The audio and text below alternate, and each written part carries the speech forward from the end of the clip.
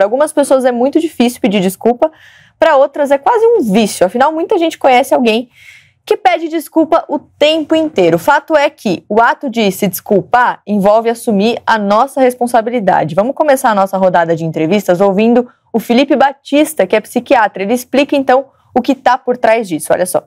Pedir desculpas é também um ato de empatia. Significa reconhecer que existe um outro além de você e que seus atos podem agir sobre a vida dessa pessoa de maneira negativa, né? Então, pedir desculpa envolve sempre assumir responsabilidade.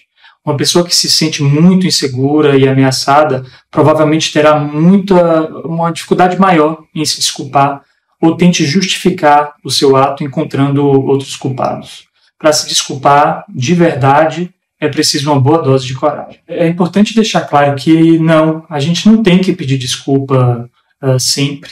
E isso, inclusive, pode significar uma enorme insegurança.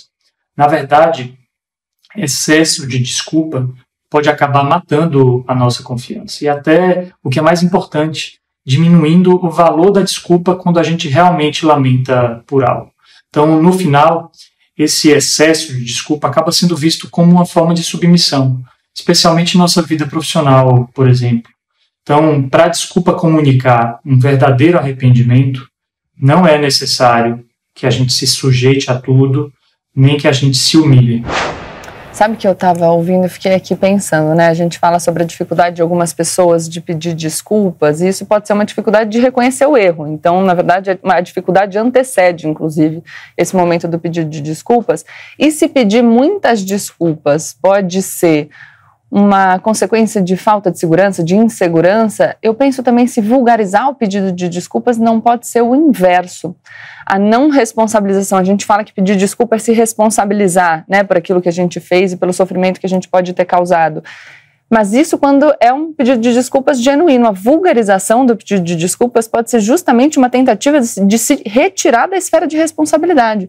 Eu nem raciocino sobre o que aconteceu. Eu peço desculpa por todas as coisas e fico ali quase num lugar de café com leite, sabe? De uma pessoa que sempre vai ser observada com essa lente do pedido de desculpas reiterado, que não é um pedido de desculpas refletido e que pode ser uma tentativa de se retirar da esfera de responsabilidade. O próprio Felipe fala isso, que é diminuir o valor da desculpa quando a gente realmente lamenta por algo. Tem um desafio também, Karnal, que é sair do modo defensivo, né? Quando alguém vem e diz que a gente errou, a gente automaticamente ali já começa a pensar numa justificativa para tentar, de repente, inverter a situação, tirar a culpa de cima da gente.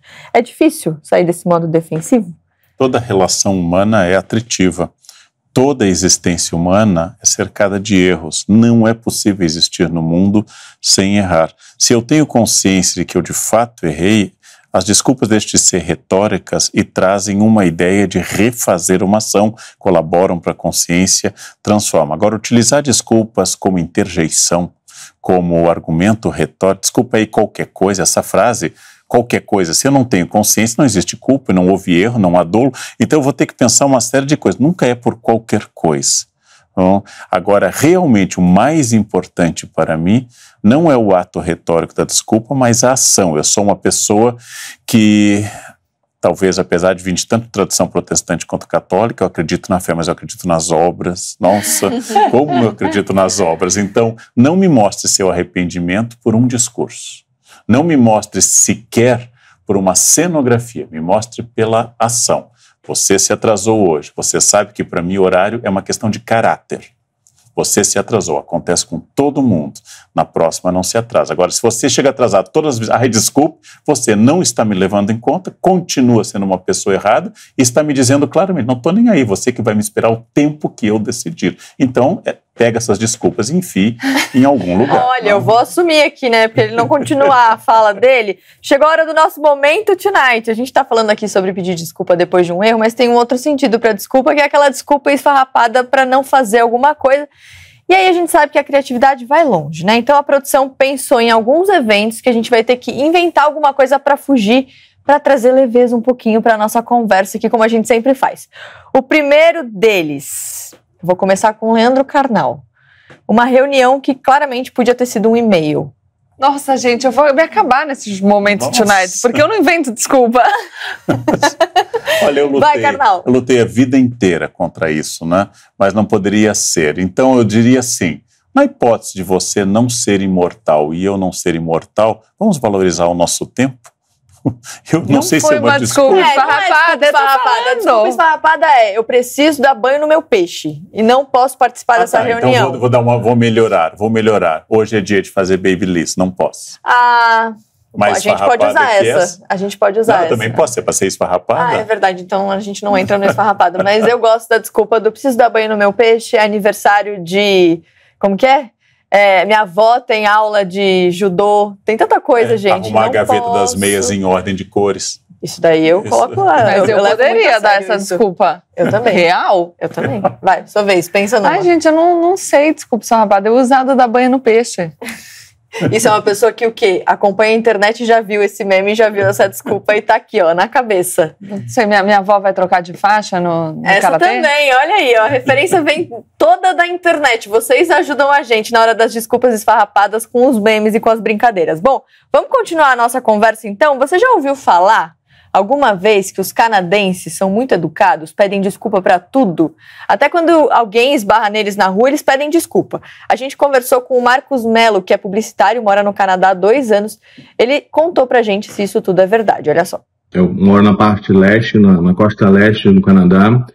E sim, canadense é um povo bem educado, gosta de pedir desculpa pra quase tudo. É um povo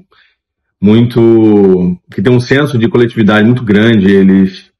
Eles vivem isso de uma forma bem intensa. Eles gostam ao mesmo tempo que eles respeitam o espaço e a individualidade de cada um, eles gostam de interagir e ficar junto e são sempre muito educados com tudo que acontece. Eu moro em Stellarton, é uma cidade na costa leste, que fica numa região que eles chamam de Maritimes, que tem uma fama aqui no Canadá de ser um lugar muito hospitaleiro, um lugar das províncias que tem mais esse lado humano e recebe bem o imigrante e todas as pessoas que convivem com eles têm essa relação muito, muito cordial. É legal ver que assim, todo mundo que passa na rua aqui com você fala, te cumprimenta, passa de carro, consegue falar com você, dá um tchau. Tem essa relação. E tudo, assim, eles são difíceis de falar não direto na sua cara. Eles têm um jeito muito polido e cordial de tratar você e quase sempre pedem desculpa para quase tudo. É muito agradável viver nesse sistema, nessa cordialidade que você consegue ser compreendido e bem aceito.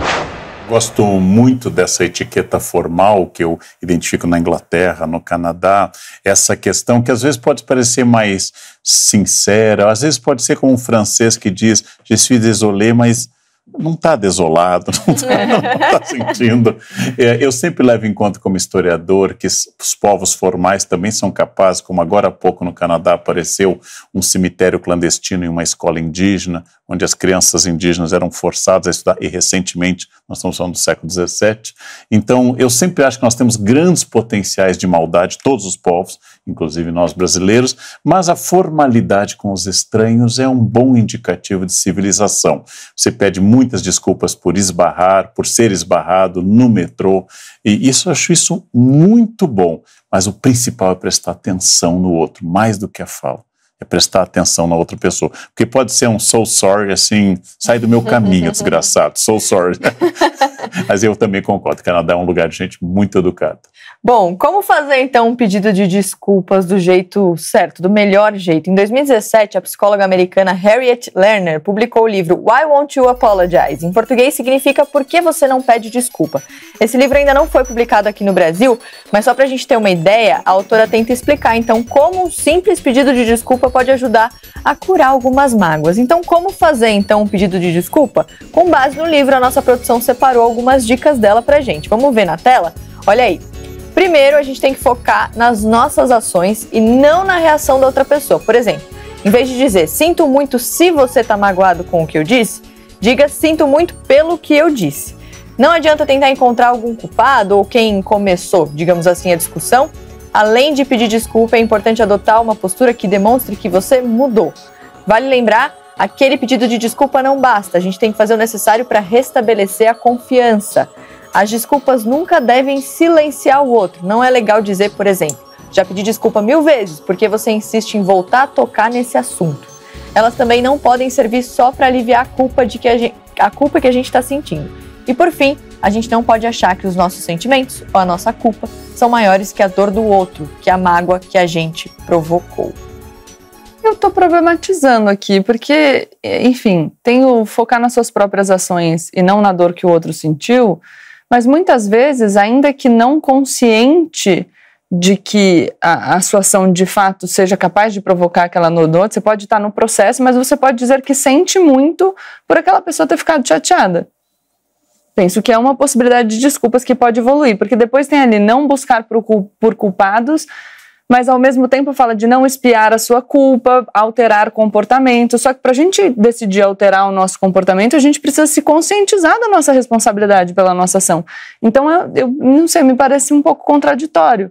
Porque se a gente precisa alterar o que a gente fez, a gente tem um momento de se conscientizar de que a culpa foi nossa. Se você pede desculpas sem refletir, para, enfim, concluir que você de fato é culpado por aquilo, como é que você atua para mudar o seu comportamento? O próprio Karnal estava falando que a desculpa que pressupõe uma ação é uma desculpa que parte de uma consciência de culpa. Certo? E essa reflexão em cima da gente mesmo é uma reflexão muito difícil de fazer, né, Karnal? Difícil. Aqui nós estamos tocando num campo psicanalítico. Se a outra pessoa continua voltando ao assunto 1000 vezes, é sinal de que o efeito retórico da desculpa não aliviou a dor. Então esse tema vai voltar, ele volta como recalque, ele volta como agressividade, ele volta como excesso de violência em outras questões. Então, de novo, é o caso de sentar e conversar. Às vezes, só pedir desculpas não basta. Às vezes, o caso é grave, precisa de muita conversa e de tempo para cicatrizar. Mas pedir desculpas com genuíno arrependimento, eu diria que é limpar os pés no capacho para poder entrar dentro de casa de novo.